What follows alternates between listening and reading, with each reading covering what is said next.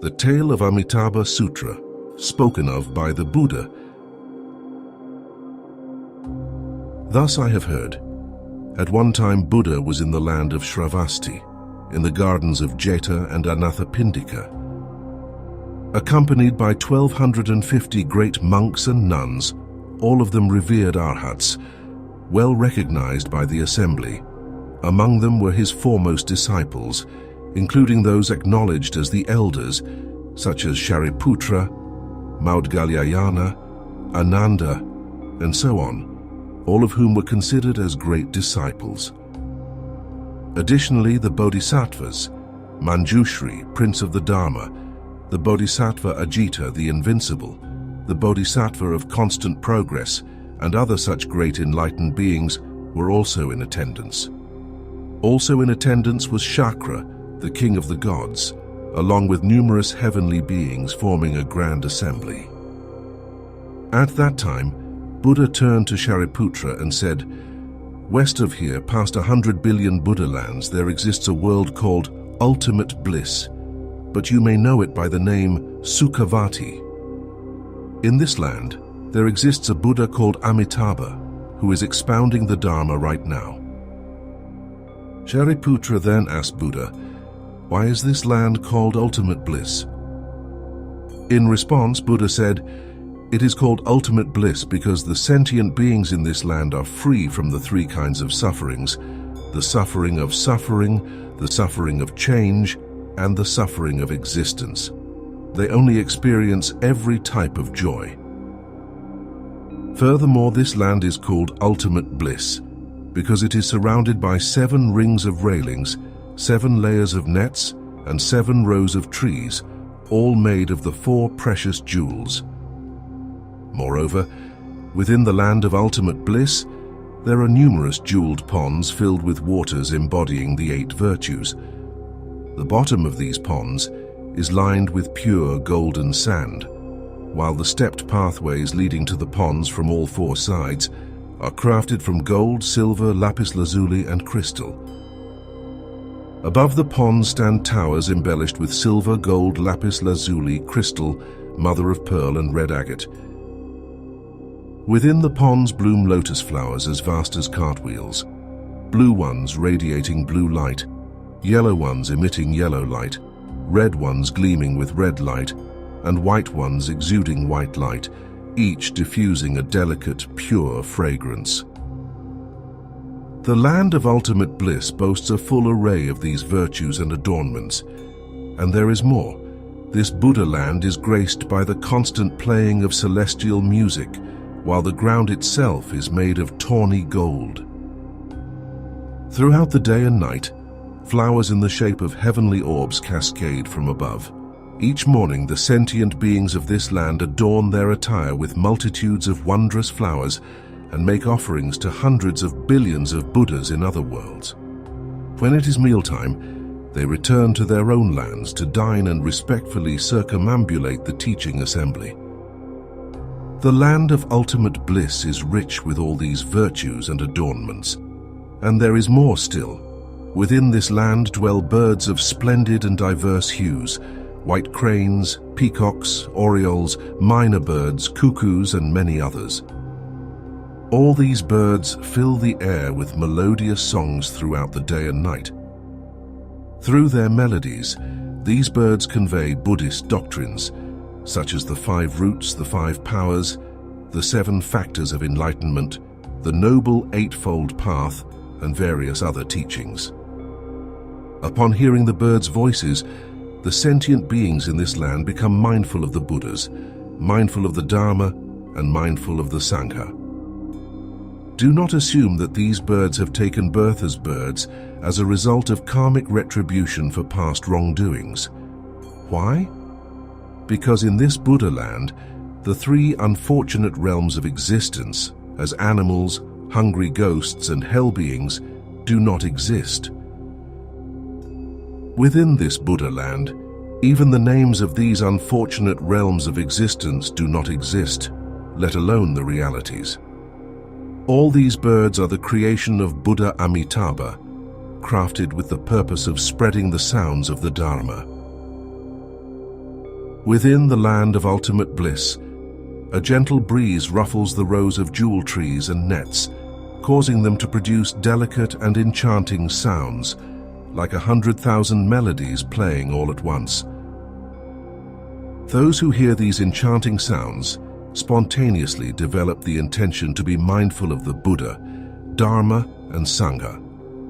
This Buddha land is filled with all these virtues and adornments.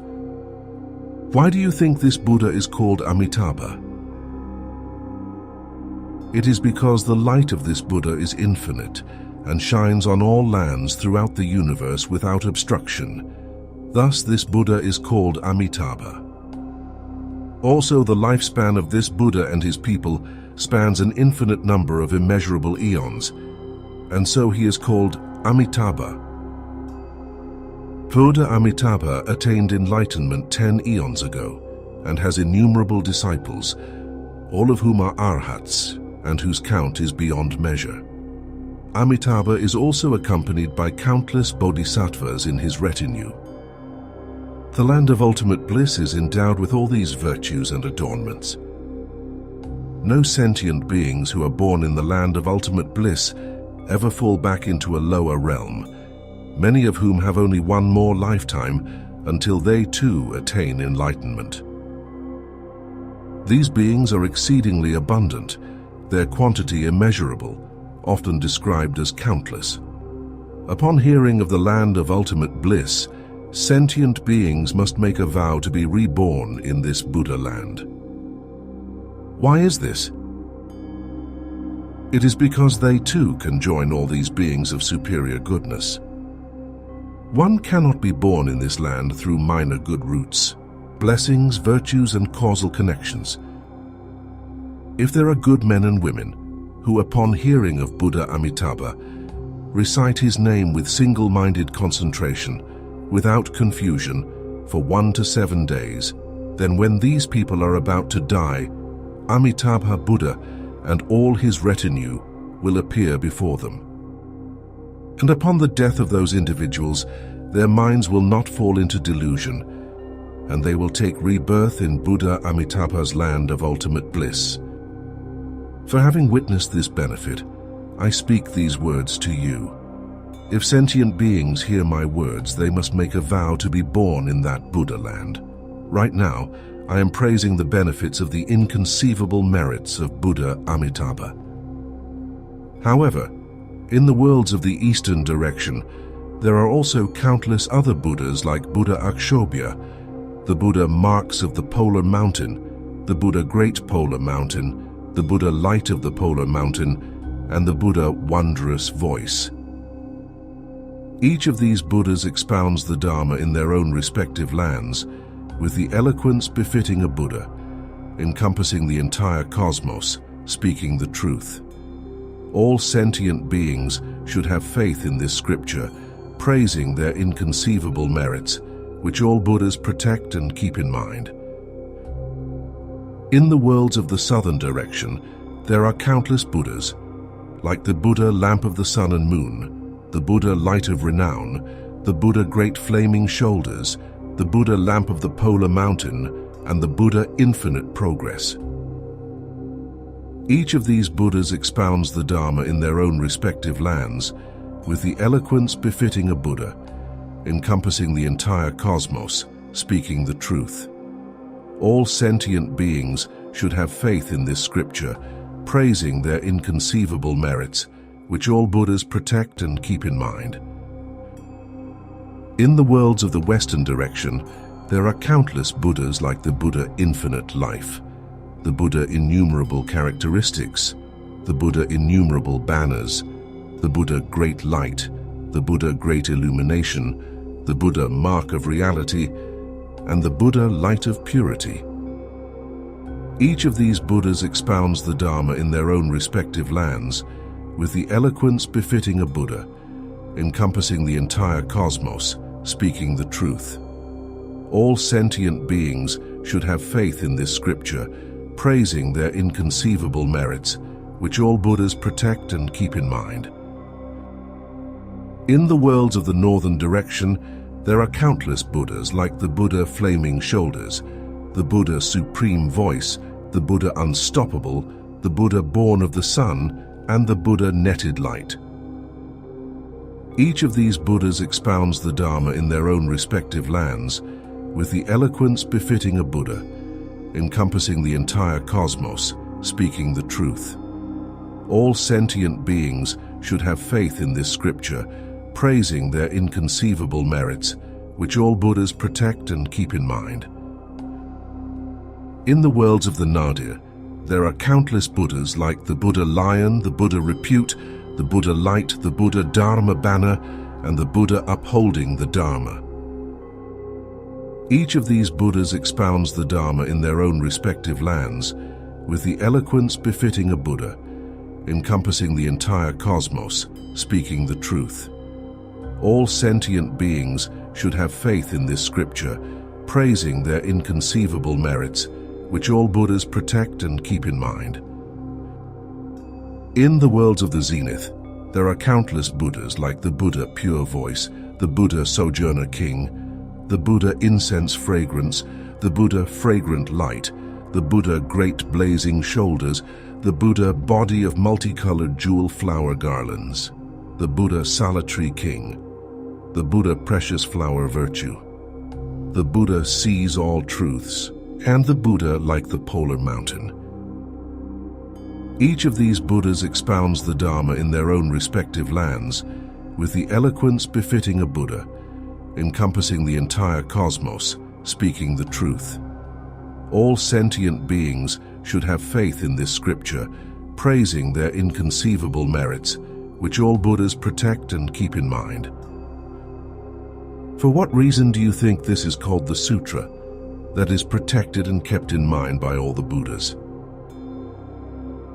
It is because if there are good men and women who upon hearing this scripture accept it and uphold it, and they hear the names of all these Buddhas, then these good men and women will be protected and kept in mind by all these Buddhas, and they will all reach the level where they do not turn back from complete, unsurpassed and correct enlightenment.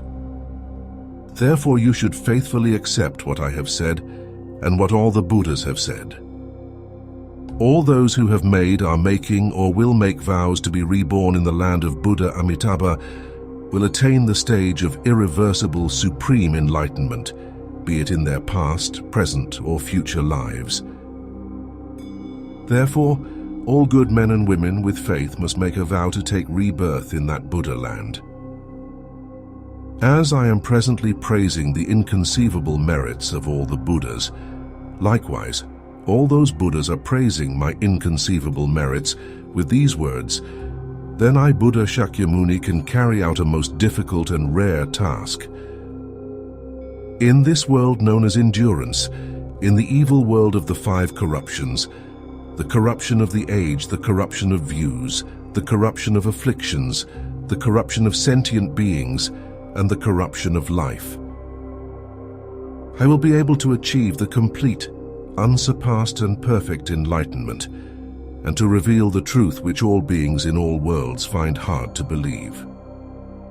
Know then that during this evil world of the five corruptions, I am able to carry out this difficult task, attain complete, unsurpassed, and perfect enlightenment, and to reveal the truth which is so hard for beings to believe.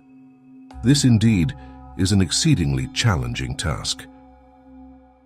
When Buddha had finished delivering this scripture, Shariputra and all the monks and nuns and all the other gods and humans and the rest of those who had been listening, having heard what the Buddha said, rejoiced and faithfully accepted it.